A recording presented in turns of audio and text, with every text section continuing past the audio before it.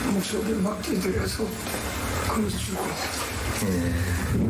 그림도 공룡천사.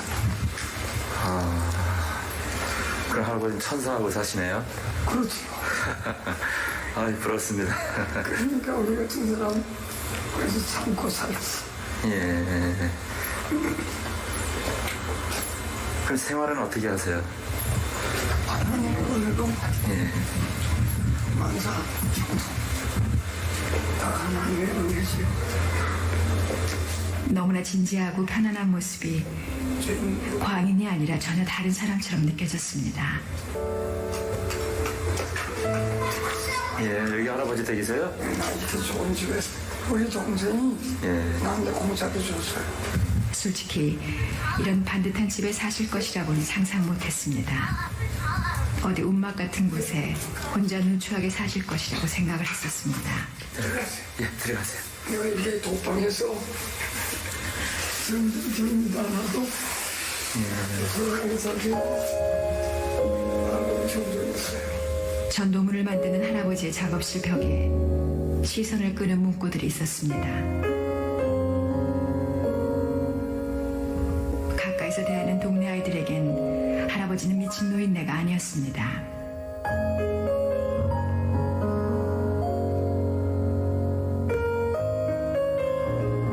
한쪽 벽에 붙어있는 찬송가 한 구절을 보는 순간 전율하는 영혼의 떨림을 어쩌지 못합니다.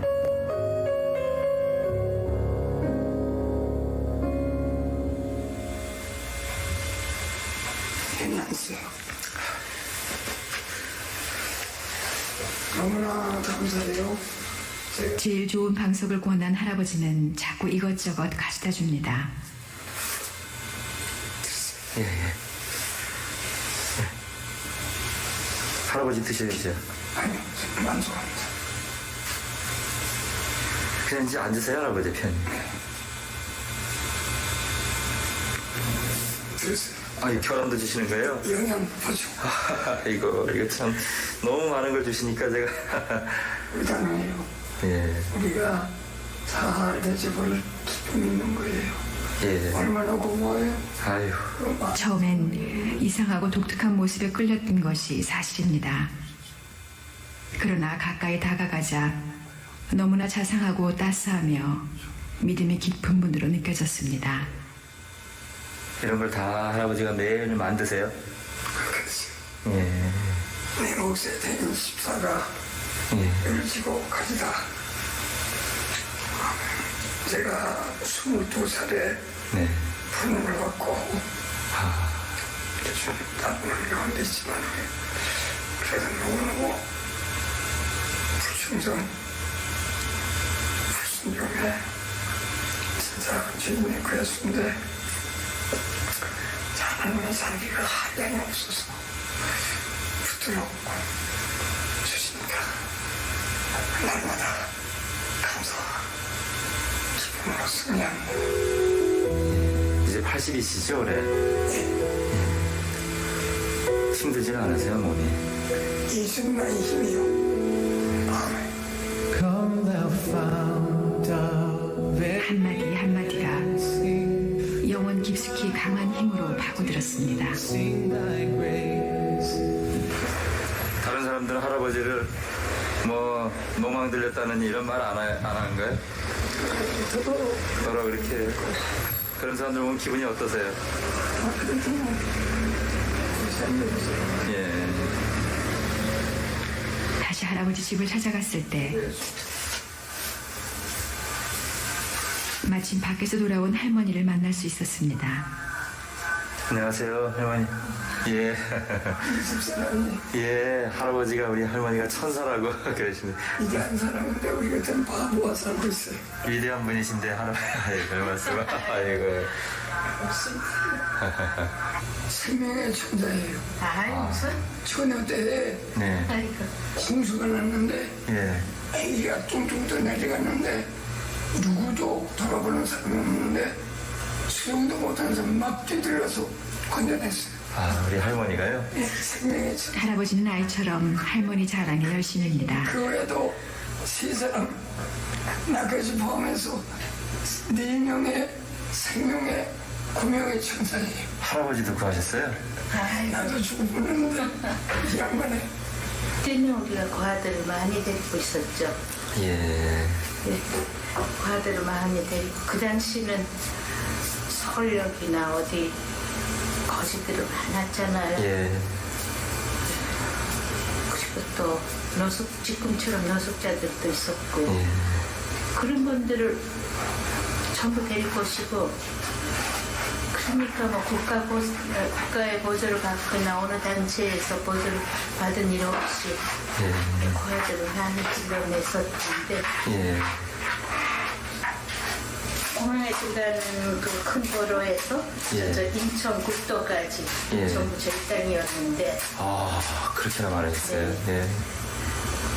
결국은 이제 그 땅을 우리가 3,000평만 쓰고요. 예. 나머지 전부는 동리가 세 동네인가 네 동네로 갈라져서 이루어졌어요. 예. 그분들이 전부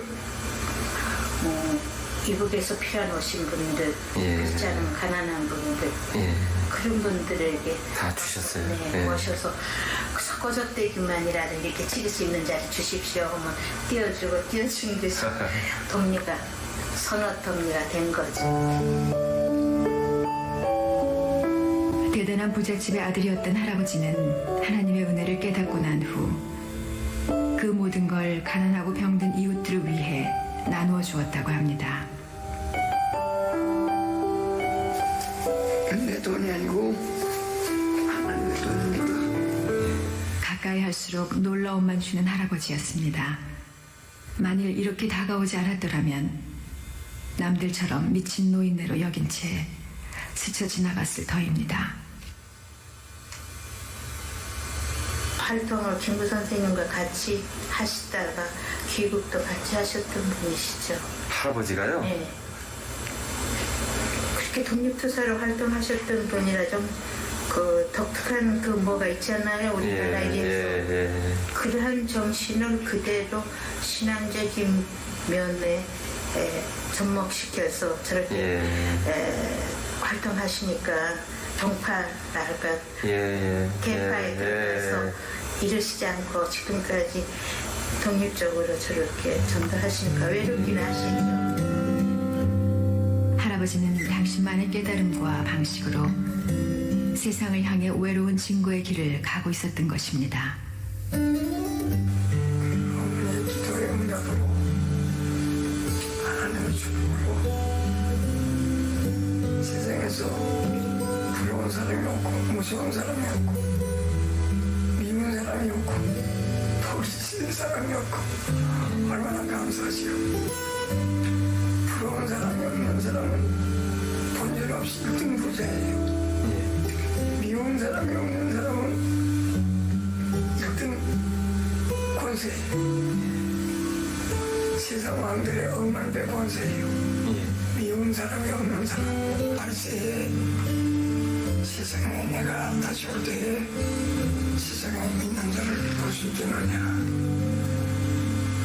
진리는 고독해도 나눠도 담대합니다. 어느 날 뜻밖의 잊고 지내던 할아버지의 맨발을 발견했습니다.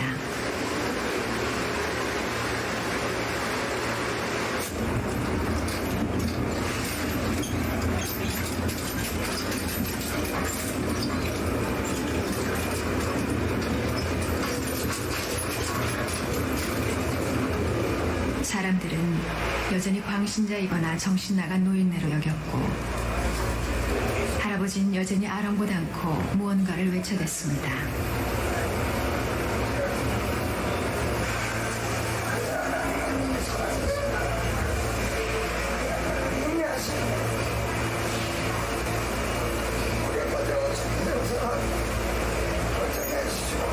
더 야위시고 늙은 모습으로 외치는 할아버지의 말씀은 무관심과 소음 속에 거의 들리지가 않았습니다.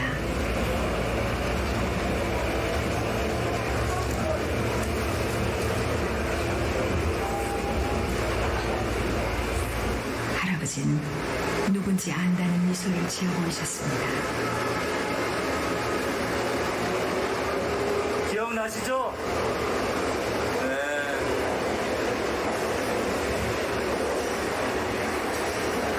그동안 계속 이렇게 나오셨어요, 지하철에? 아무 말 없이 생명이라 적힌 신문의 광고 문구를 내밀었습니다.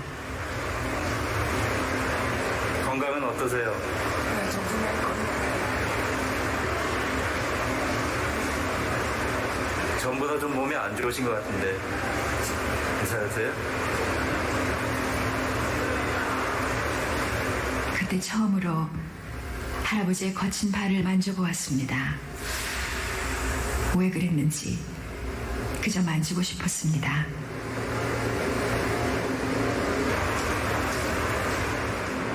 청승한 30년 동안 맨말로 복음을 전하면서 온갖 조롱과 비난과 그런 비웃음을 당하는 그 순간에도 늘 기뻐할 수 있고 미워하는 사람이 없고 그 부러워하는 사람이 없고 늘 만족하면서 만사 형통을 외칠 수 있는 그 놀라운 능력은 도대체 어디서 오는 것일까요?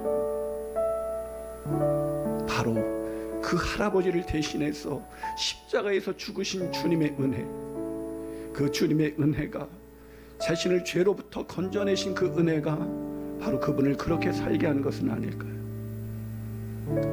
복음을 전할 수밖에 없는 그 권세가 우리에게 있음에도 불구하고 이 시대 가운데 우리는 여전히 세상이 편안한 것을 추구하면서 조금만 고난이 와도 그게 고난도 아니고 주님을 위해서 살다가 오는 고난이 아니고 내가 잘못해서 내가 실수해서 내가 어리석어서 당한 일임에도 불구하고 하나님께 따지면서 왜 이러시냐고 왜 내가 무엇 때문에 내가 이 고난을 이 어려움을 당해야 되느냐고 말하는 이 시대 속에서 오늘 우리는 과연 진짜 회개한 사람이 맞는가? 진짜 회개하고 주님께로 돌아온 사람이 맞는가? 하나님의 은혜 가운데 오늘 살아가고 있는 것이 정말 맞는가? 우리는 이 본문 앞에서 우리는 최춘선 할아버지 앞에서 우리는 다시 물어야 할 것입니다. 사랑하는 여러분, 30년 동안 수많은 사람들이 그 할아버지를 비난할 때 그 중에는 어떤 믿는다고 하는 사람들도 있었을 것입니다. 복음 저렇게 전하는 것은 아닌데 저러다 보면 사람들이 더 혐오감을 갖게 되는 것은 아닌가 라고 비난하는 사람들이 얼마나 많이, 어쩌면 저도 그 순간을 지나쳤다면 저도 그렇게 비난했을지도 모르겠습니다. 그러나 사랑하는 여러분, 저는 갑자기 이 최춘선 할아버지를 생각하면서 회개의 메시지를 전했던 침례 요한도 메뚜기를 먹고 석청을 먹고 그렇게 복음을 광야에서 외칠 때 이 요한도 그렇게 광인과 같은 모습이 아니었을까? 어쩌면 우린 이 세상에서 너무나 잘 적응하고 살아가고 있는 것은 아닐까? 우리는 이 세상의 세파에 그냥 적절하게 잘 흘러가면서 그냥 우리가 성경이 말하는 복음이 아니라 내가 믿는 반쪽짜리 복음, 회개가 없는 복음, 내가 살아가는 인생의 목적이 하나도 바뀐 적이 없이 그저 살아가고 있는 그 모습이 저와 여러분의 모습은 아닐까라고 돌아보게 되었습니다. 사랑하는 여러분, 우리가 이 세상에 이 종말의 때에 남아있는 가장 중요한 이유, 이 복음을 전한다는 이유, 이 복음을 전하기 위해서 하나님이 아직 남겨주셨다는 것, 그것을 늘 기억하고 살아가시는 저와 여러분이 되시기를 주님의 이름으로 축원합니다.